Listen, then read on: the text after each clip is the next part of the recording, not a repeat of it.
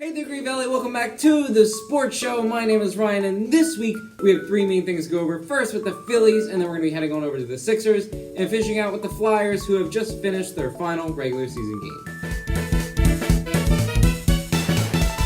So starting things out with the Phillies, initially the Phillies were looking really good as they were winning every single game against the Brewers, even though they were rather tight wins. And then the Phillies faced the Braves. And I'm not talking the first game they played, which was on Friday. That was awesome. The Phillies put up 12 runs on the Braves and absolutely blew them out. No, I'm talking about Saturday's game, where the Phillies did not just blow one lead, they did not just blow two leads, they blew three leads throughout the game. I mean, sometimes your bullpen can be bad, and then there's sometimes that your bullpen can be really bad. And this night was a perfect example of where it was really bad. And then the Mother's Day game was not that much better, as Aaron Nola struggled to pitch and the Phillies struggled to get any runs. You want last night's game, which was Tuesday? Well, I don't really know it, but Post Editing Ryan does, so here is the game. Hopefully it went great.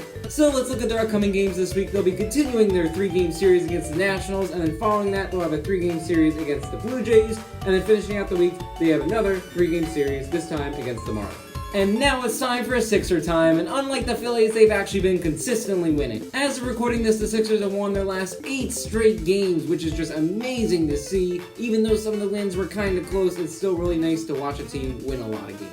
And because they've won all those games and Nets have lost a few, the Sixers have locked up the top seed in the Eastern Conference. And because of that, there's really not a whole lot to go over. Here's Tuesday's game. I mean, win or loss, it doesn't really matter, but hopefully the Sixers are able to make it 9 straight wins. And then if you want to watch the end of the Sixers regular season, even though it technically doesn't matter, they will be playing tomorrow against the Heat, and then they'll be having 2 games against the Magic, one on Friday and then one on Sunday. And finally going on over to the Flyers, which yes, is a sad note to end it on. After being the top seed in their division last year, people had high expectations this year that the Flyers may be able to repeat that performance, but sadly they lost lots of games and just underperformed overall. That has led the team to finishing 6th in the division and not really near that last playoff spot. So, no more upcoming games. Here were the final few games in the Flyers' regular season, and just like the Sixers, they didn't matter, but unlike the Sixers, it was not because the Flyers were playing well. Hopefully next year they'll be able to put up a bit of a better performance, but until then, we're just gonna have to wait. And just like that, we're finished with this edition of the Sports Show. Thank you so much for watching. Make sure you tune in to next Wednesday where we're having more Phillies and Sixers action,